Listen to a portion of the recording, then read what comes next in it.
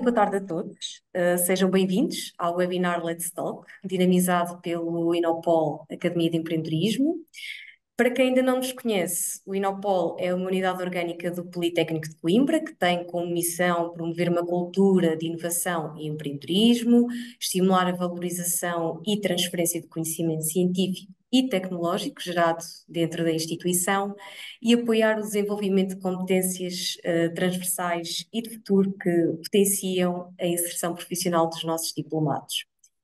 O Inopol é também uma incubadora de base académica, acolhemos empresas e projetos de vocação empresarial, de cariz inovador e a base científica.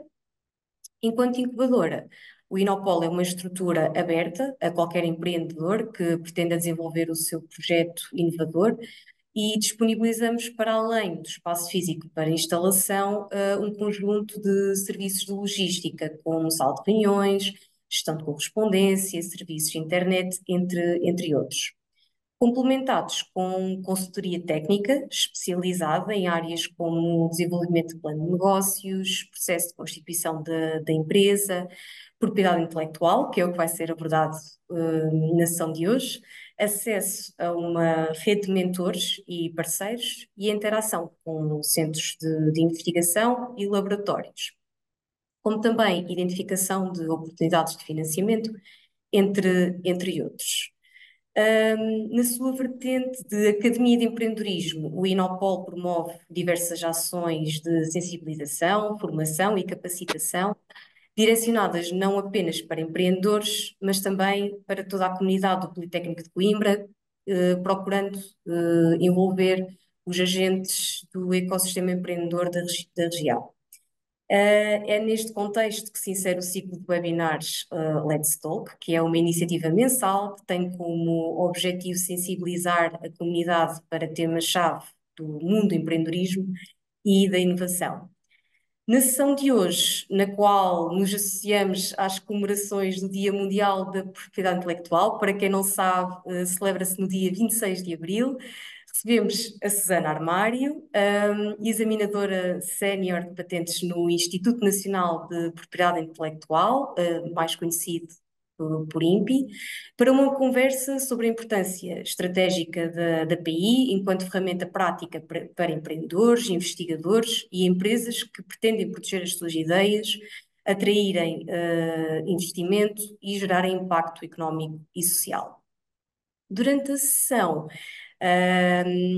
irão ser abordados tópicos como as principais modalidades de propriedade industrial, benefícios estratégicos, económicos e competitivos da PI para criadores, investigadores e empreendedores, estratégias de proteção e valorização dos ativos intangíveis e também oportunidades e desafios da PI para PMEs. Feitas as apresentações, passo a palavra à Susana para uma breve apresentação do seu percurso e também para dar início à sessão. Muito obrigada, Lara, e muito obrigada pelo convite do Inopol. É um gosto para mim estar hoje aqui presente. Boa tarde a todos.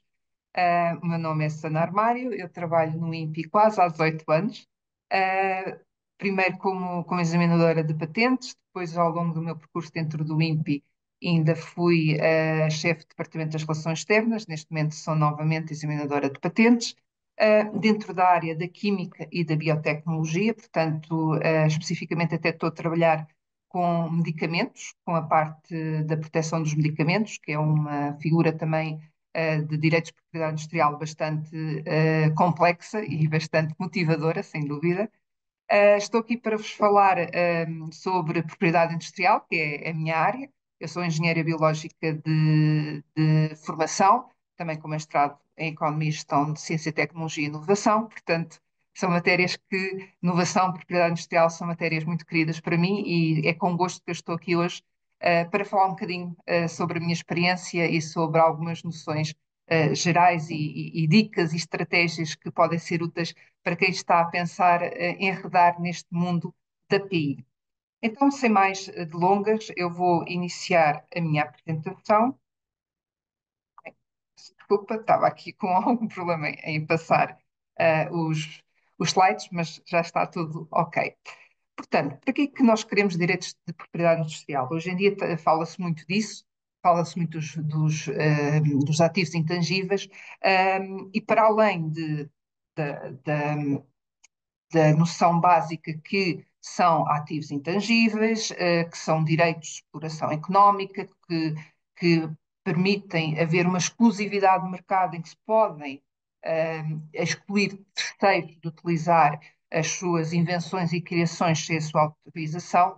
O grande objetivo de ter direitos de PI, no fundo, é a criação de riqueza. É para isso que eles existem. Eles existem para proteger as nossas inovações e depois para rentabilizá-las. Esse é o grande objetivo. Como é que eles conseguem isso? Através de uma exclusividade de mercado, ou seja, impedindo terceiros de utilizar comercialmente as nossas invenções e criações sem a nossa autorização. Claro que nós podemos dar autorização a terceiros para poder comercializar a nossa invenção, mas se não tiverem autorizados, então os direitos de propriedade industrial são as ferramentas que nos vão ajudar a que isso não aconteça. E cada vez mais vivemos na sociedade do conhecimento, nesta era digital, e cada vez mais estamos a ver uma passagem dos direitos tangíveis, dos bens tangíveis, portanto materiais, para os intangíveis. Portanto, cada vez mais a riqueza das empresas inovadoras, das empresas que são inovadoras, é exatamente ter ativos intangíveis. São eles que estão a dar valor, competitividade e, no fundo, a criação e a apropriação da riqueza gerada pela comercialização dessas inovações. Mas tudo isto não são apenas palavras ocas, eu trouxe aqui alguns dados que comprovam exatamente isto, são dados de 2022, de estudos de 2022 e 2021, mas estão ainda bastante atuais. Em Portugal, por exemplo, indústrias que utilizem direitos de propriedade industrial geram 1,4 milhões de empregos e são responsáveis por quase 44% do PIB do país. E também, algo muito importante é que elas pagam salários que são significativamente maiores, cerca de mais de 41%. Outro mito também existe, e que eu queria também aqui esclarecer, digamos assim, é que dizem por vezes, os direitos de propriedade industrial, as marcas, as patentes, isso só é importante para as grandes empresas, que eles é que realmente vão utilizar. Isso não é verdade. As PMEs também têm muitas vantagens, têm mais vantagens do que as grandes empresas em proteger as suas inovações. Por exemplo, este quadro que eu apresento aqui, que mostra a diferença das receitas por empregados entre PMEs que têm DPIs versus as que não têm, representa mais de 68%, até tem um incremento significativo em relação às grandes empresas.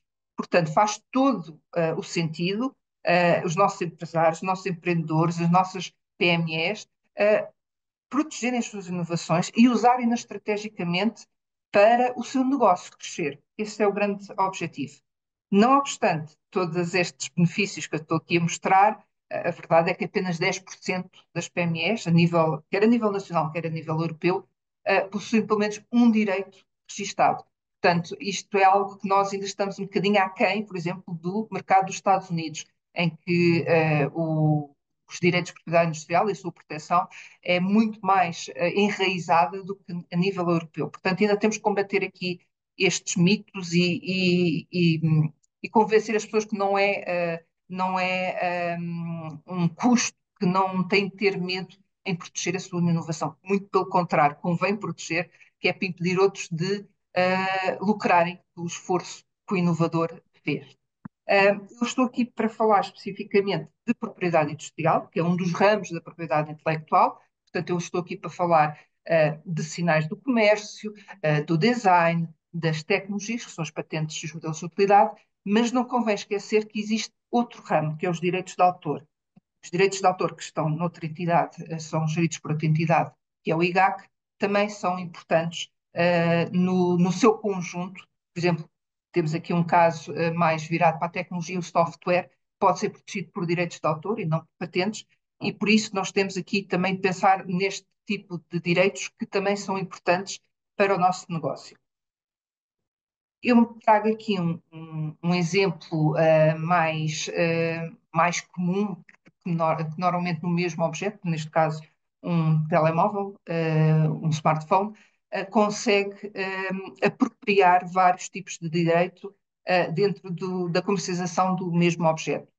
Eu iria começar por falar então nas marcas, que é o mais, que são o direito mais reconhecível pelo público, portanto, nós estamos todos rodeados de marcas registadas por todo lado, desde a Apple, à Bayer, que são medicamentos, a Ferraris, Ferraris menos, mas Clios, todos os tipos de carros, portanto, todos os tipos de marcas fazem parte do nosso dia a dia como consumidores. Portanto, o que é que são as marcas, no fundo? São sinais comerciais que vão distinguir produtos ou serviços de uma empresa dos produtos e serviços de outra empresa. Portanto, aqui a marca, o grande objetivo é que o consumidor perceba que aquele é um smartphone da Apple e não é um smartphone da Samsung. Como é que ele vai perceber isso? Através da marca. A marca é o sinal distintivo, ele tem de causar distintividade, portanto, tem de ser distintivo para o consumidor que pertence àquela empresa e não pertence a outra, e não pode haver confusão. As marcas protegem esse sinal comercial durante 10 anos, sendo renovável por períodos iguais, indefinidamente. Os desenhos ou modelos são outro direito muito utilizado. Nós normalmente chamamos o design, que é o mais comum, não o mais comum. O design é realmente para proteger a parte estética do produto, nós queremos proteger. Aqui pode ser protegido durante um período de 5 anos, podendo ser estendido por iguais períodos até ao máximo de 25 anos. E que o design tem de ser, claro, tem de ser novo, ao contrário das marcas já podem ser comercializadas antes de ser protegidas, o design tem de ser novo. Depois aqui o direito de autor, como eu disse, também é importante, por exemplo, aqui no software, temos um telemóvel, o software não, por si só não pode ser protegido, mas a tecnologia por detrás do funcionamento do software, sim, pode ser protegido por patente, mas o software em si, o código em si, tem de ser por direito de autor. Aqui depois, então, vamos então para as patentes e para os modelos de utilidade, que é para proteger então a tecnologia propriamente dita, e eu aqui já vou falar um bocadinho mais à frente. E, por fim, o segredo comercial. O segredo comercial também é importante. O segredo comercial é tudo aquilo que nós não conseguimos codificar em algo que se possa proteger por um direito. O que é que isto significa? Ou seja, a tecnologia é protegida por patente, a parte estética é protegida pelo desenho ao modelo. E o sinal do comercial é a marca, portanto é protegido por uma marca. Mas tudo aquilo que nós não conseguimos codificar, tudo aquilo que é o saber fazer, ou digamos o segredo é a alma do negócio, toda essa informação que não pode ser transferida para nenhum dos direitos anteriormente referidos, pode ser protegida através do segredo comercial, que existe sem qualquer registro, existe desde que é criado e pode também ser transferido juntamente com a tecnologia. Ou seja, quando nós fazemos transferência de tecnologia, por exemplo, da universidade ou do centro de investigação para uma empresa ou entre duas empresas, nós não só vamos transmitir as marcas, o design, as patentes, mas também o segredo comercial. Outro aspecto importante é que a tecnologia não deve ser protegida, digamos assim, como segredo. O segredo é o saber fazer, pronto, é o negócio propriamente dito. A patente é a tecnologia. Ainda existem muitas empresas que optam pelo segredo comercial em relação à patente. Isto pode dar problemas. Porquê? Porque o segredo comercial está muito dependente das pessoas que sabem o segredo, e as pessoas podem se zangar ou podem falar demais e o segredo sabe-se. Se for um produto, telemóvel, por exemplo, ou um medicamento por engenharia inversa, pode chegar ao mesmo produto, ou a um produto semelhante que o consumidor também não vai se importar de comprar. E, por outro lado, se uma tecnologia está só apenas como segredo comercial, é muito difícil internacionalizar, ou seja, as empresas estão muito focadas a nível local e não podem ir, por exemplo, a outros países, porque isso implica falar sobre o segredo, neste caso, sobre a tecnologia, e pode também correr mal. Portanto, a patente garante aqui uma proteção que o segredo, de outra forma, não poderia fazer. Então, chegamos então ao que é às patentes e aos modelos de utilidade. Eu tenho esta questão quando falo com alguém que diz que quer proteger a sua ideia. Primeiro, tem-se de desmistificar um bocadinho isto, porque nós não protegemos ideias, nós protegemos a materialização das ideias. Portanto, nós protegemos as invenções. E o que é que são as invenções? São soluções novas para problemas técnicos que existem. Portanto, eu tenho de perceber qual é o meu produto, ou qual é, desculpa, o meu problema e qual é a minha solução. Por exemplo, se eu quero curar uma determinada doença e eu consigo achar uma planta na Amazónia que tem um determinado composto que realmente consegue curar essa doença, a minha invenção não é a ideia que eu tive, não é a descoberta da planta. A minha invenção é o fármaco, é o medicamento que eu vou fazer com esse composto que eu extraí para curar a doença XPTO. Isto é que é uma invenção. E as invenções podem ser protegidas por patentes durante 20 anos, com exceção de patentes de medicamentos, que podem ir até aos 25 anos e meio, mas essa é uma grande exceção, e por modelos de utilidade, que é o máximo de 10 anos. Aqui qual é a grande diferença? A grande diferença entre as patentes e modelos de utilidade é que as patentes podem proteger todo o tipo de invenções de todas as áreas tecnológicas e o modelo de utilidade é um bocadinho mais restrito. Por exemplo, não pode ser utilizado em produtos farmacêuticos, alimentares, químicos, etc. Portanto, é mais para invenções dentro da mecânica, eletrónica, etc. Depois, o que é que acontece findos estes anos? Portanto, findos os 20, tais 20 anos, ou os 10 anos, o que é que acontece? A patente cai em domínio público, ou seja, qualquer pessoa pode começar a comercializar aquela invenção sem autorização do titular, porque ele perdeu o direito, ou seja, cai em domínio público. Aqui, qual é o grande objetivo, então, no fundo, das patentes? É um contrato que se estabelece entre o inovador, que fez, que desenvolveu determinado produto, um processo de produção, um aparelho, um produto, um medicamento, uma ferramenta nova, etc. Ele pode proteger essa invenção o objetivo aqui é o Estado dar exclusividade daquele território, porque estes direitos são territoriais, isto significa que eles só estão vigentes, só têm proteção no território para o qual é conferida a proteção, portanto isto significa que se eu tiver uma patente em Portugal, mas não tiver em Espanha, eu não tenho proteção em Espanha, ou seja, o espanhol até pode copiar e pode comercializar em Espanha, só não pode é exportar para Portugal, que é exatamente o país que está protegido.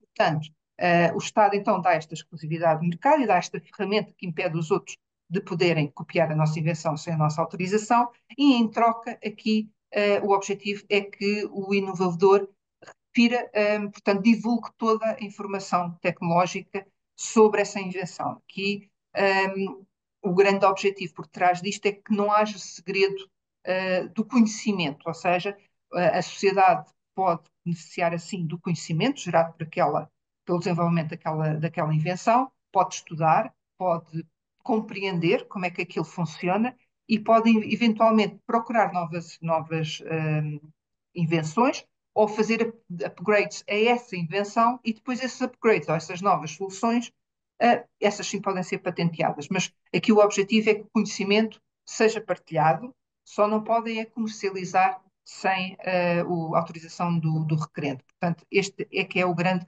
objetivo. Eles protegem, como eu já referi, quer os produtos, mas também, ou aparelhos, mas também protegem processos de produção de produtos ou do aparelho, e utilizações, por exemplo, mais dentro da área farmacêutica ou da química, por exemplo, uma nova utilização médica de um determinado medicamento. Imaginemos que eu tenho um medicamento para as doenças inflamatórias, eu protejo esse medicamento, o processo de produção desse medicamento e a utilização desse medicamento para as doenças, para as inflamações, para o tratamento das inflamações, peço desculpa. Por outro lado, se eu, entretanto, lá está, como o conhecimento não se pode fechar a sete chaves, toda a gente tem acesso àquele conhecimento, e pode haver outras empresas, outras equipas de investigação que vão tentar desenvolver novos processos para produzir aquele produto, processos mais avançados, mais eficazes, mais rápidos, etc. Ou então que conseguem descobrir novas utilizações médicas para aquele medicamento. Por exemplo, temos que ele consegue curar o Alzheimer. Portanto, essa nova utilização médica, esse novo processo de fabrico de um produto que já é conhecido, também pode ser protegido por patente. Portanto, há aqui um leque enorme de inovações que nós podemos proteger por patentes. Mas algo que é muito importante referir, normalmente na gíria diz-se muito registar a patente. As patentes não se registam propriamente. Faz-se um pedido, ele é analisado por um examinador, por exemplo, se for uma invenção da área da biotecnologia, eu poderia analisar uma invenção da área da biotecnologia, e depois nós vamos ver basicamente três requisitos básicos que têm de ser todos cumpridos. Se um deles não for cumprido, a patente não é concedida.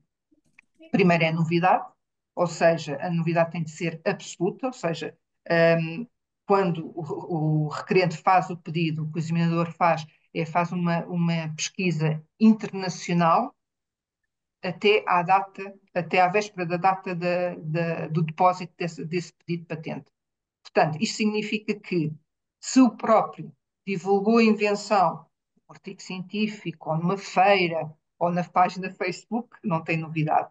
Se alguém uma equipa nos Estados Unidos também chegou à mesma conclusão, chegou à mesma invenção, mas antes do pedido, e também Roberto, divulgou, independentemente de ter uma patente ou não, também não ó, tem novidade. Portanto, como é que é tu muito está importante fechando um perceber pouquinho? que a Deixa-me só aqui novidade para fazer é aquela absoluta. leitura.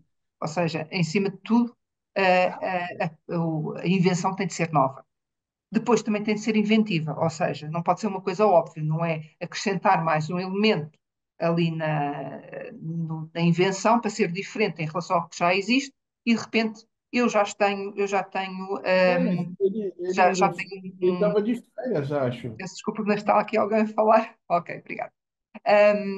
Não é só uma questão de acrescentar um componente técnico para passar a ser então nova e obter uma patente. Não, aqui o objetivo é que também não seja óbvio, não seja só colocar algo que não seja muito importante e que não vá causar ali nenhum passo inventivo, digamos assim, em relação ao que já existe, e eu vou conceder uma patente só porque tem ali uma diferençazinha que sinceramente já é expectável que fizesse determinada função. Uma, um exemplo muito prático. Imaginemos que a Gillette, e aqui eu vou falar na marca, mas pronto, já estão a ver o que é, só tinha uma lâmina. E que alguém inventou pôr uma Gillette com duas lâminas. Aqui é nova, tem uma lâmina a mais, mas ao colocar uma segunda lâmina, um perito nesta área iria pensar que, bem, se uma lâmina corta bem, as duas então cortam muito melhor. Portanto, seria um bocado óbvio, era só acrescentar mais uma, e se eu acrescentasse uma terceira, melhor ainda cortaria. Portanto, aqui poderia ser novo, mas era considerado óbvio, portanto, não teria a patente. No entanto, se a tal lâmina tivesse um ângulo diferente, que para além de cortar melhor a barba, evitava também cortes na cara, aí já pode não ser óbvio e já pode ser inventivo.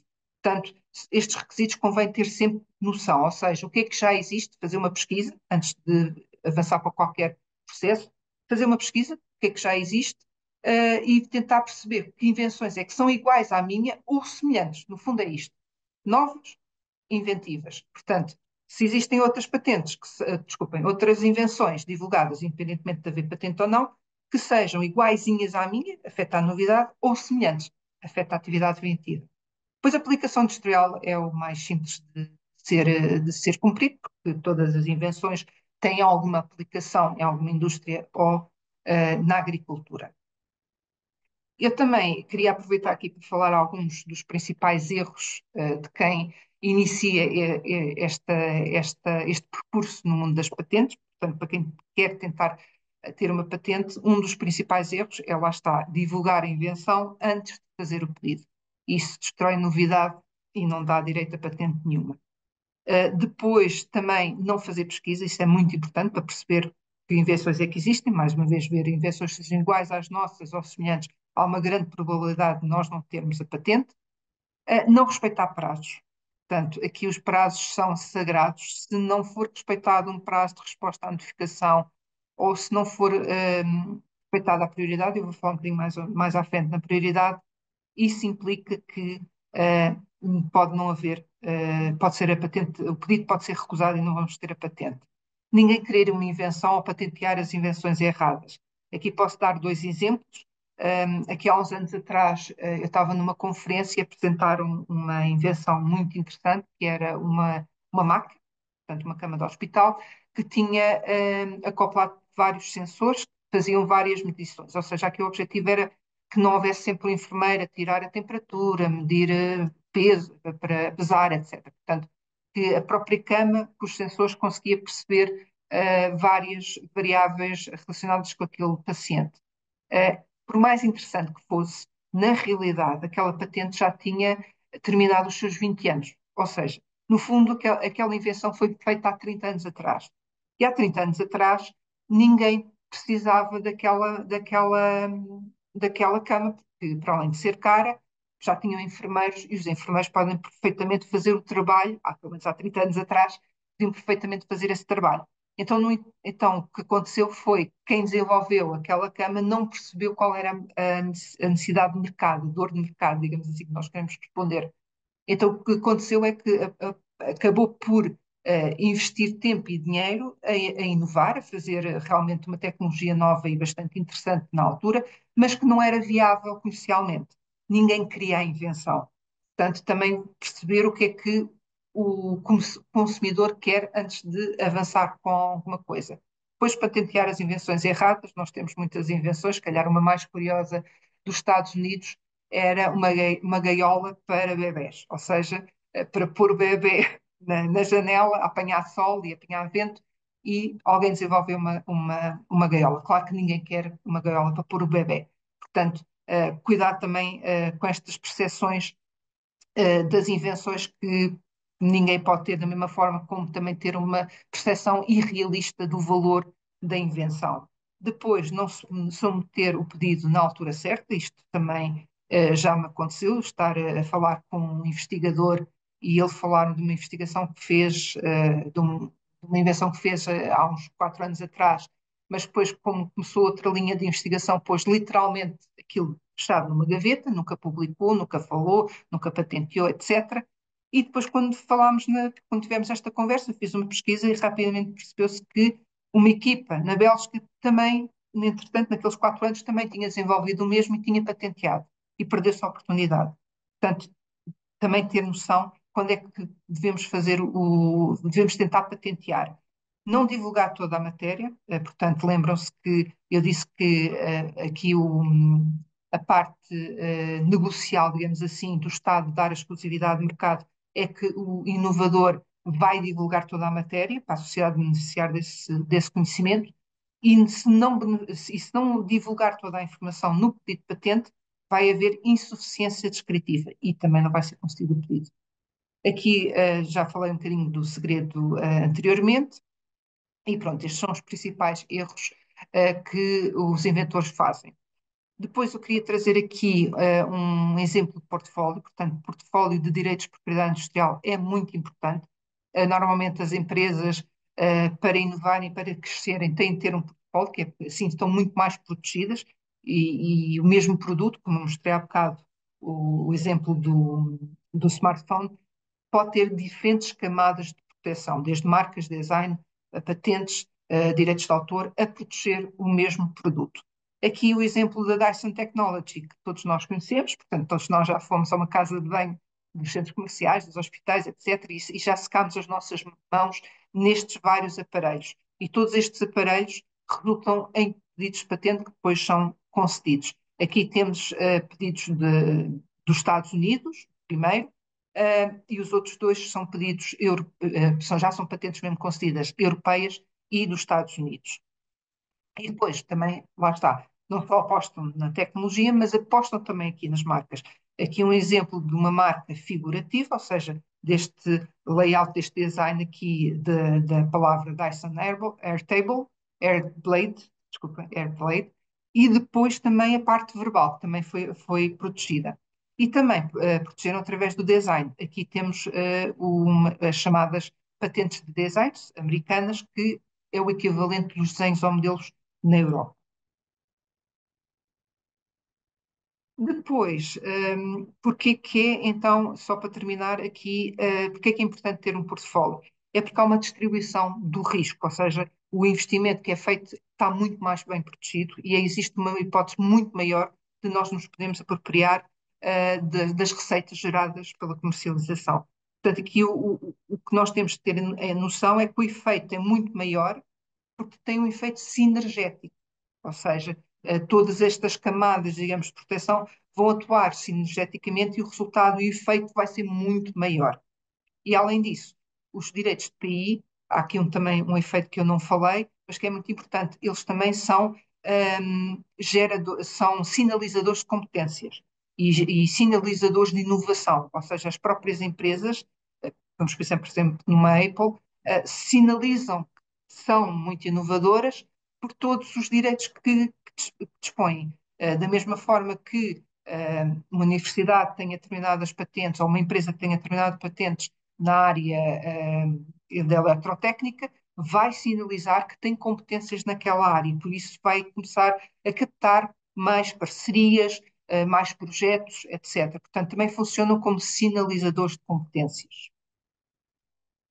Eu referi há instantes que os direitos os direitos de propriedade industrial são direitos territoriais. Me referi, protegem-se nos mercados que nós queremos e nos mercados onde não estão protegidos os nossos direitos, eles não existem. Portanto, teoricamente, as pessoas que estão nesses territórios que não estão protegidos podem utilizar os nossos direitos as nossas invenções, as nossas criações, sem a nossa autorização. Mas nos locais que estão protegidos, não o podem fazer nem exportar de um local não protegido para um local protegido. Por isso é que é muito importante, antes de começar a pensar proteger, principalmente na área das patentes, é muito importante começar a definir os mercados, ter uma ideia realista, que não podemos ir a todas, e perceber especificamente qual é o mercado que eu consigo atuar, ou que eu tenho planos a médio e curto prazo para realmente explorar a minha invenção, e tenho de definir bem os territórios exatamente que eu quero explorar, porque não há patentes mundiais, patentear em todos os países do mundo é muito caro e por isso nós temos de ser inteligentes e proteger sim, mas com uma estratégia. Isto é fundamental, pensar-se antes de prosseguir com qualquer coisa, porque nós gerimos sempre a PI antes dela mesmo existir. Isto significa que se eu quero explorar a minha invenção, não só em Portugal, mas estou a pensar para toda a Europa, então o melhor é proteger na Europa. Não faz sentido, se eu não tenho planos para ir para o Brasil, por exemplo, não faz sentido eu proteger no Brasil, a não ser que eu tenha um plano a longo prazo, que realmente o Brasil também poderia ser um mercado interessante. Porquê que isto acontece? Porque é que é muito importante pensar antes de fazer o pedido? Porque nós só temos 12 meses a contar do primeiro pedido que é feito para proteger nos outros países. Ou seja, se eu começar a fazer, se eu apresentar um pedido aqui em Portugal, um pedido é só um pedido, não é uma patente concedida, é um pedido. Eu tenho 12 meses para fazer uma patente europeia, para pedir uma patente europeia, para pedir uma patente nos Estados Unidos, para pedir uma patente no Japão. São 12 meses, ou seja, não é depois da patente concedida que eu vou conseguir alargar, estender a minha proteção. Não, são estes 12 meses só que eu tenho. Por isso é que é muito importante pensar onde é que eu tenho que proteger. Se só a nível nacional, e aqui é utilizado normalmente para pequenas áreas geográficas, por exemplo, eu só quero proteger em Portugal, utilizo a via nacional, vou ao INPE e protejo. Ou então eu só quero um mercado ibérico, portanto, Espanha e Portugal. Eu posso ir a Portugal, dentro dos 12 meses faço o pedido também na Espanha, reivindicando a prioridade portuguesa. No entanto, se eu estiver interessada noutras áreas geográficas mais interessantes, nomeadamente eu quero explorar a minha invenção a nível europeu, então eu devo proteger, neste caso da patente, devo proteger por uma patente europeia, que dá acesso a 39 países europeus. Também pode acontecer o mesmo para a marca da União Europeia e para o desenho comunitário. Portanto, eu vou ao Instituto da Propriedade Intelectual da União Europeia e vou proteger então a minha marca ou o meu design a nível comunitário. E depois pode também acontecer o mesmo a nível internacional, que isto é mais alargado, ou seja, no caso das patentes, dá acesso a mais de 160 países e também o mesmo dá a vários países também para as marcas e para os desenhos ou modelos. Portanto, convém sempre perceber onde é que eu quero proteger. Se nos mercados mais pequeninos, só um ou dois países, então utilizar a via nacional. Se eu quero mercado europeu, via europeia. Se eu quero mercado, por exemplo, europeu, japonês, ou asiático e Estados Unidos, então ir já por uma via internacional. Sendo que pedidos de patente europeia, pedidos internacionais, podem ser feitos a partir do INPI, que depois comunica com estas entidades, com a Organização Mundial da Propriedade Intelectual, e com o Instituto Europeu de Patentes. Porquê que é tão importante proteger os direitos de TI, principalmente quando estamos a falar de patentes? Por vezes, nós demoramos muito tempo a investir capital para desenvolver algo, para investigar, para desenvolver, e até ter um produto acabado que possa ir para o mercado. Portanto, também estamos a pensar também na parte do marketing, etc. Portanto, até o momento em que eu faço a comercialização, eu quero, quando chego ao mercado, depois de todos estes anos a investir dinheiro, eu quero chegar ao mercado e comercializar a minha invenção com um preço que seja justo, que me permita apropriar todas as receitas, pagar o meu investimento, portanto, pagar as minhas dívidas e sobrar mais algum dinheiro para depois também continuar a proteger, a inovar, portanto, continuar a fazer ID e depois novas patentes. E este de uma forma muito simplista, é o objetivo por detrás. Agora, se não existir um direito por detrás, o que vai acontecer é, eu chego ao mercado e dependendo da complexidade do processo, do produto, desculpem, de repente tenho várias pessoas, vários concorrentes a copiarem a minha invenção e a comercializá-la. E para o consumidor não é preciso que aquele produto seja exatamente igual ao produto do inovador. Basta que seja algo que também faça mais ou menos a mesma coisa e até com um preço muito mais simpático. Lá está. O concorrente só tem de pagar, digamos assim, o custo de imitar, não tem de pagar o custo de inovar. Que é que vai acontecer? O inovador, de repente, tem várias pessoas a concorrer com ele, não tem forma de se defender, porque não tem direito nenhum, portanto, não pode reclamar, e, como tal, pode acontecer que não tenha retorno do seu investimento e, por isso, fique desmotivado a continuar a inovar. Por isso é que é muito importante para os empreendedores que querem pensar numa estratégia de negócio, pensar numa estratégia de propriedade industrial e que ambas estejam alinhadas. Se isto acontecer, garanto-vos que os resultados vão ser muito melhores. Vai haver um crescimento muito maior para a atividade inovadora, mas também para a atividade comercial. Claro que aqui é importante perceber que os direitos de propriedade industrial são para ser explorados, ou seja, não é um papel bonito, um título bonito que eu ponho na minha gaveta ou pendurado numa parede, é para explorar, porque lá está, estou a investir, estou a gastar dinheiro, tenho uma invenção, então é para explorar. E posso rentabilizá-la de duas formas. Tal como uma casa, eu posso vender, que é a chamada transmissão. Eu não tenho forma, não tenho uma fábrica, não tenho como produzir, eu só fiz aquela parte da investigação e tenho ali o produto, mas depois ele tem de ir para uma fábrica e tem de ser transformado num produto acabado. Eu vendo a minha patente, que é um terceiro que tem essa disponibilidade. Ou então, eu não quero vender a minha patente, mas quero alugá-la, digamos assim. Ou seja, vou licenciá-la, vou licenciar aquela patente para alguém que tem estas possibilidades poder comercializar por mim. Isto é muito importante quando eu quero, por exemplo, entrar em mercados estrangeiros que eu não conheço. Eu vou licenciar a uma empresa que já é conhecedora da área, que vai distribuir o produto por mim, ou vai produzir e distribuir o produto por mim, etc. E tudo isto, depois, claro que são pagas, da mesma forma que uma casa alugada paga-se rendas, aqui também se pagam royalties. Portanto, e também falta aqui o reverso da medalha, que é eu também posso comprar patentes de outros, não é só vender. É essencial perceber uma coisa, eu aqui já referi, volto a referir. Uh, uma invenção, uma criação que não esteja protegida não vale nada. É um castelo de areia. Portanto, não adianta, e eu já, infelizmente, já vivi esta situação várias vezes, com vários requerentes que foram falar comigo, que não protegeram e de repente estão a ser imitados. E é muito importante que isto não aconteça. Portanto, registar ou proteger a patente, vigiar, é muito importante, o Estado não vai vigiar pelo inovador, o inovador é que tem que estar atento, e quando detectar alguma coisa, deve promover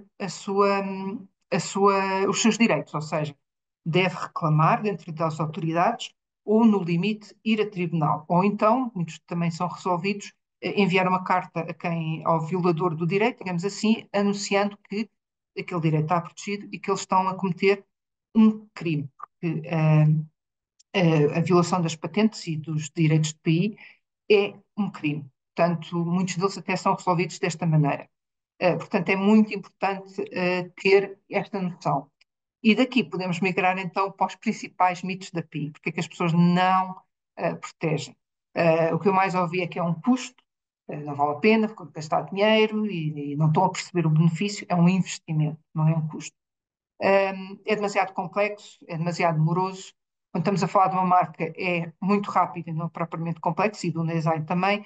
A patente é um bocadinho mais complexa, mas também tem formas específicas de redigir, que não é difícil de perceber, ou então, no limite, também podemos recorrer a peritos de propriedade industrial que ajudam, agentes que ajudam a escrever. E no caso das patentes, sim, é um bocadinho mais demoroso, mas por vezes esta morosidade também é importante, porque enquanto está a demorar a ser concedido, os nossos concorrentes não sabem se aquilo vai ser protegido ou não. Isto também é um efeito dissuasor de tentarem-nos copiar enquanto não temos o direito.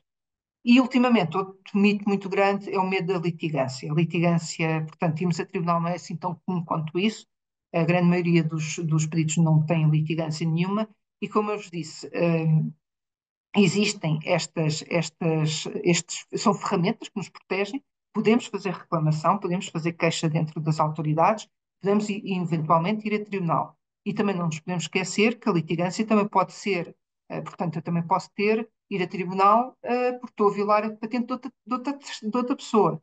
E se eu tiver patentes minhas, de outras áreas, por exemplo, possam ser interessantes para essa empresa, possa haver aqui um acordo, ou seja, eu tenho aqui uma base negocial, se eu tiver direitos PI que sejam interessantes para a outra empresa, e tentar resolver o litígio, por exemplo, através de uma licença cruzada, em que ambas as partes beneficiam. Portanto, a litigância, haver processo em tribunal, também não é uma coisa assim muito assustadora. Claro que nós vemos aqueles casos mais das Apples e de todas estas empresas, Samsung, etc., mas isso são outros campeonatos, como eu digo. Portanto, não esquecer, a propriedade industrial é um investimento.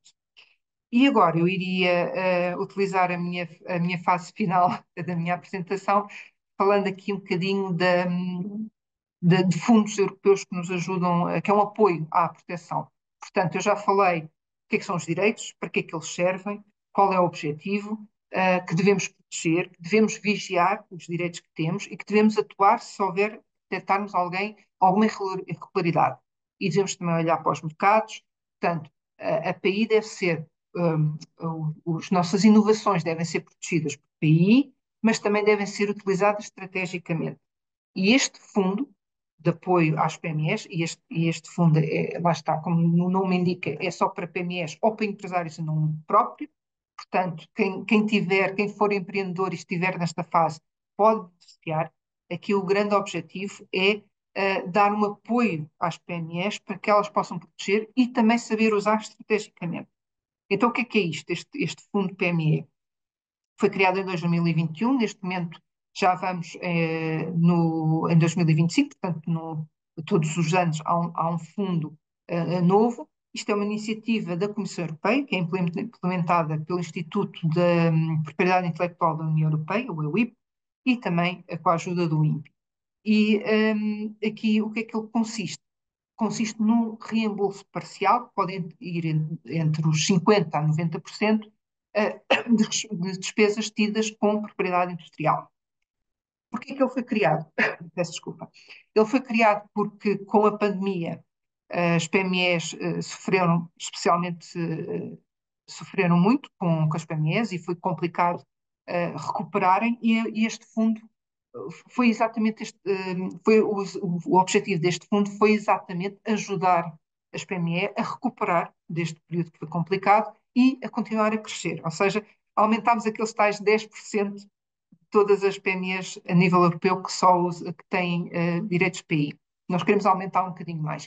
E aqui é uma maneira de não só dar um apoio a nível financeiro, no fundo, com estes reembolsos, mas também incentivá-las a pensarem sobre propriedade industrial e pensarem mais estrategicamente nos seus negócios, tendo por base a PI. Apenas alguns números, portanto, desde 2021, mais de 72 mil PMEs a nível europeu beneficiaram.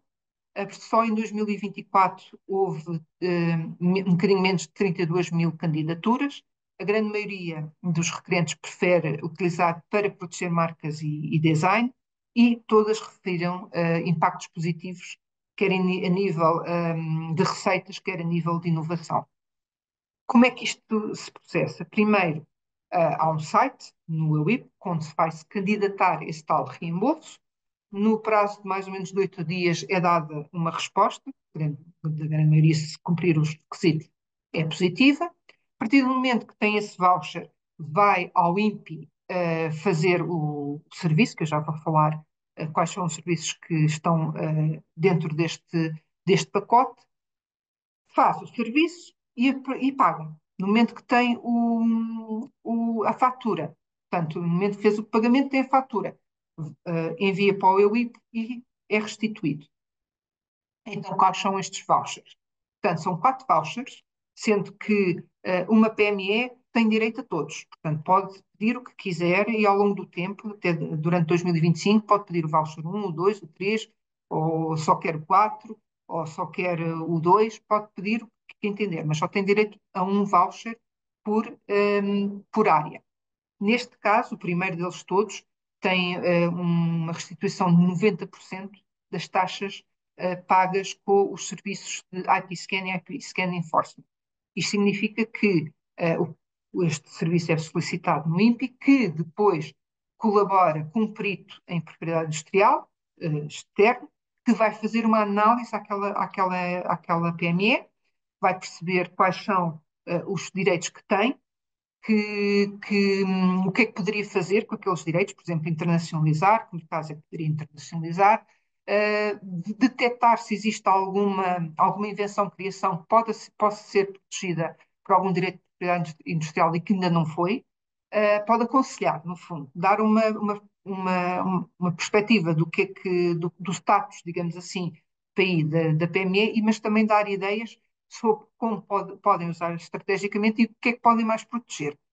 E também existe para o IP Scan Enforcement, ou seja, se detectam que alguém está a violar um direito vosso, podem utilizar este serviço de IP Scan, como perito vai fazer uma análise dessa tal possível violação.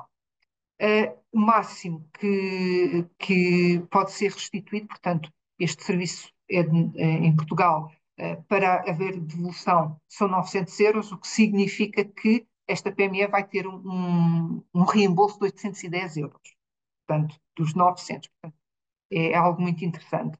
Depois, para quem quer fazer pedidos de marcas e desenhos on deles, design, pode ter um reembolso de 75% em marcas nacionais ou da União Europeia e de 50% em marcas internacionais ou desenhos, sendo que essa PME só pode beneficiar até o máximo de 700 euros nestes pedidos.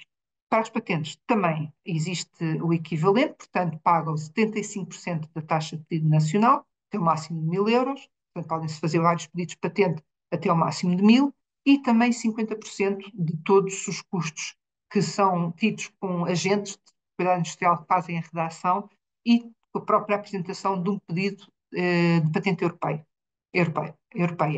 Tem o máximo de 2.500.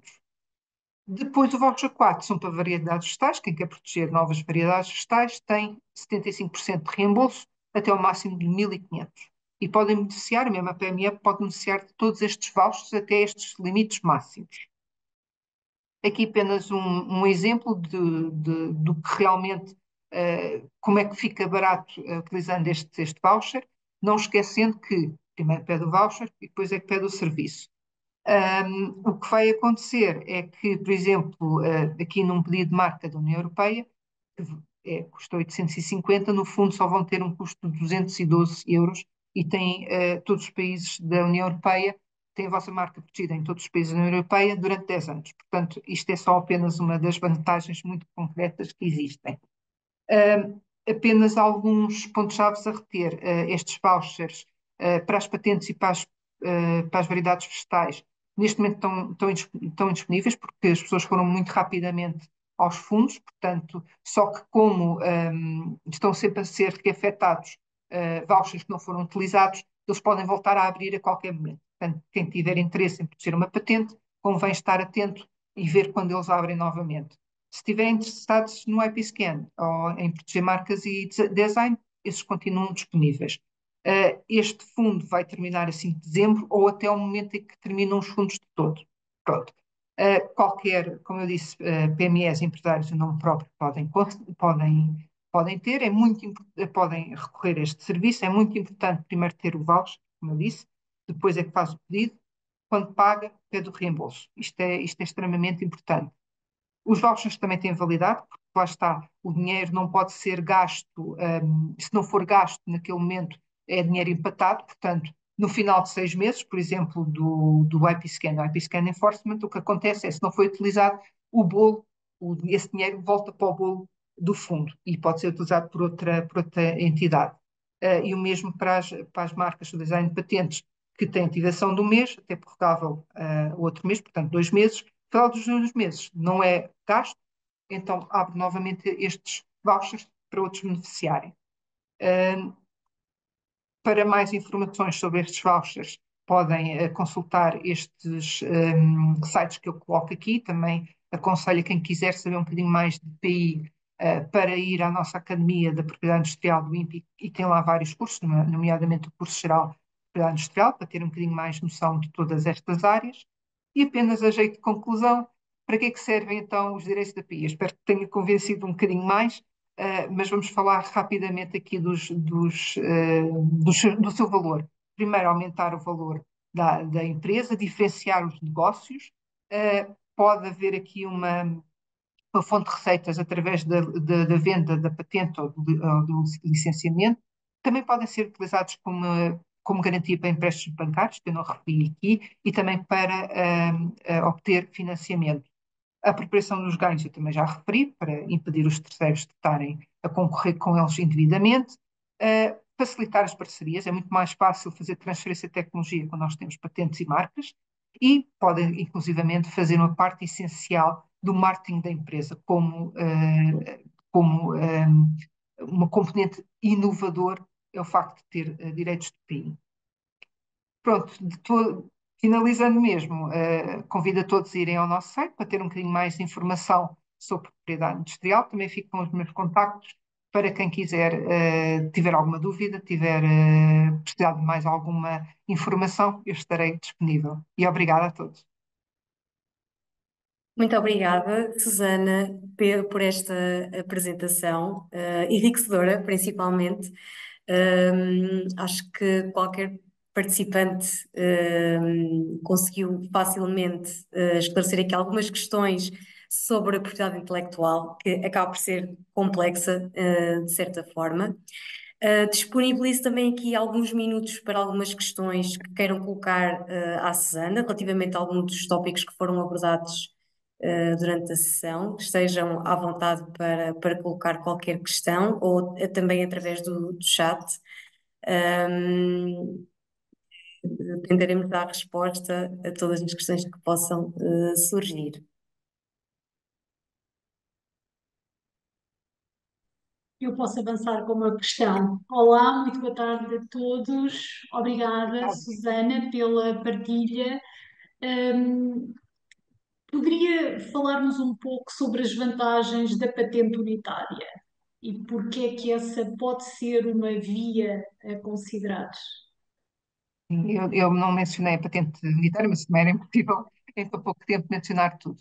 A patente unitária foi criada recentemente, em 2023, se não estou em erro, mas foi complicado, porque durante quase 50 anos falou-se na patente unitária e finalmente conseguimos pôr em prática. Portanto, aqui o grande objetivo era haver uma patente mais barata, que permitisse, de alguma forma, as PMEs e as empresas, em geral, europeias, poderem competir com as empresas americanas, cujo pedido de patente nos Estados Unidos é muito mais simples e é muito mais barato em relação à patente europeia, que, lá está, sendo vários países com várias línguas, encarecia muito o pedido. Então, criou-se esta patente com o objetivo exatamente de diminuir os custos e facilitar o processo e diminuir a complexidade. Na prática, como é que ele funciona? Na prática, ele entra como um pedido normal, pedido de patente europeia, normal, portanto, nesta fase ainda não se vai pedir unitário, ele vai, durante o período de tempo de publicação, de estudo, etc., ele vai funcionar sempre como uma patente europeia. Mas no momento em que é concedido, numa patente europeia normal, o que aconteceria é concedida a patente europeia pelo Instituto Europeu de Patentes e tem de se começar então o período de validação. O que é que isto significa? Significa que o Instituto Europeu de Patentes vai conceder ou recusar para os 39 países. Portanto, ele não pode conceder para uns e recusar para outros. Portanto, imaginemos que ele concede a patente, e claro que é para os 39 países. Não está automaticamente protegida nesses 39 países. Para estar realmente protegida, o que o requerente tem de fazer é o processo de validação, ou seja, a cada um desses países, desses 39, se eu assim o entender, tem de entregar uma tradução na língua do país. Isto encarece muito este processo de validação. O que a patente unitária vem trazer é, no momento em que, em que a patente europeia concede, o Instituto de Patente Europeia concede o pedido, o requerente tem a opção de dizer não, para 18 países da União Europeia eu quero utilizar que seja uma patente unitária. Então, a partir desse momento, ela está protegida naqueles 18 países. Portanto, não são todos os países da União Europeia, porque nem todos aderiram, mas pelo menos em 18 nós já sabemos que os custos são francamente mais reduzidos.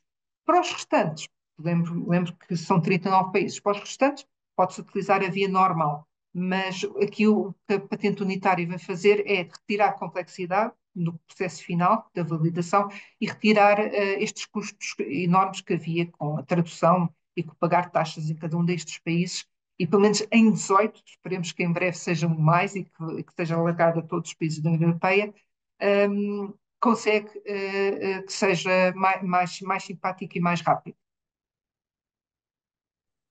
Obrigada. Nada. Mais alguma Eu, questão? se pudesse, Sim, sim. Lara, a dar-me licença, Força. eu aproveitava, porque se bem percebi, está diretamente ligada, ao trabalho com patentes na área da biotecnologia, que é a minha área direta também de trabalho, daí que tenha ficado com mais curiosidade nessa parte. Mais concretamente, quando estamos a trabalhar em patentes internacionais, chega uma altura em que nós temos que definir, como foi referido, aqueles países que nós achamos que devemos ter o cuidado de patentear lá. Eu falo por experiência própria, porque já estive um bocadinho envolvida nesse processo também. Nós temos sempre dificuldade em ter um bocadinho a percepção de quais são os países que poderão ser mais sensíveis para nós ou que tenha mais interesse na área da biotecnologia de proteger as nossas invenções, portanto, nesses locais. Como experiente na área, tem alguma dica, algum conselho para quem está na área da biotecnologia, que são áreas que envolvem tantos milhões de investimento e que nós queremos tanto que não nos passem atrás, não é? Ou não nos passem à frente, na verdade.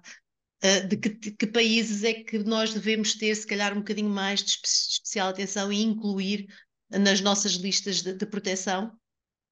É assim, eu, como examinadora, não posso estar a dizer quais são os mercados que devem proteger. Pronto, aqui tem de ser um bocadinho isenta. Sim. Mas é sempre importante perceber em primeiro lugar, quais são aqueles que nós conseguimos atuar de forma realista. Portanto, não se porem a proteger em todo lado, quando se calhar, imaginemos que protegem o mercado asiático, se não têm intenções de ir para lá, nem tem nenhuma empresa que se possam fazer licenciamento, se calhar não vale a pena estar a proteger.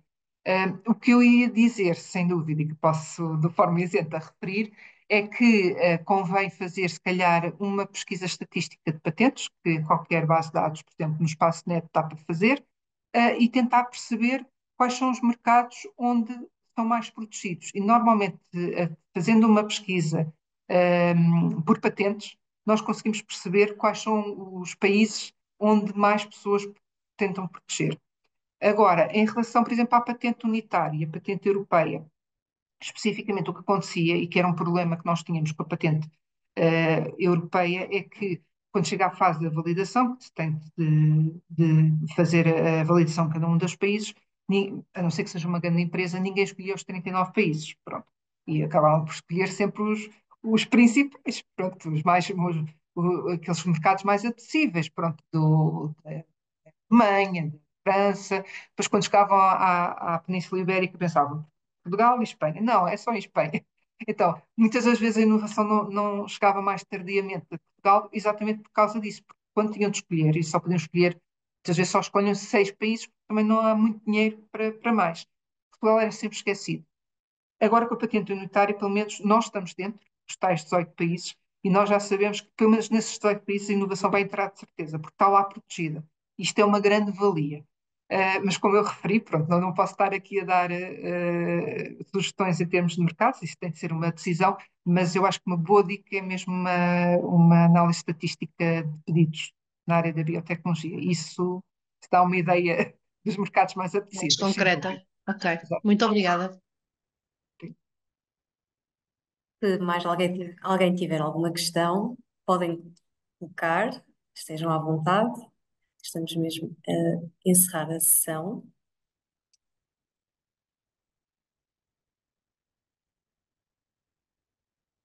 Penso que mais ninguém tem nenhuma questão. Quero desde já agradecer à Susana pela sua presença, e pela sua experiência também já nestas matérias da propriedade intelectual, que foram bastante esclarecedoras, e acredito que deixamos aqui alguma sensibilização para que é sempre importante proteger os vossos ativos intelectuais, e de todas as formas que existem perante as várias modalidades de propriedade intelectual. E também, claro, lançar sempre o rep que investir em conhecimento e gestão da propriedade intelectual é, obviamente, investir no futuro, e que cada ideia, cada inovação seja reconhecida e que cada oportunidade aproveitada através de uma correta proteção do ativo. Muito obrigada pela presença de todos, e espero-vos na próxima sessão do Let's Talk. Muito obrigada.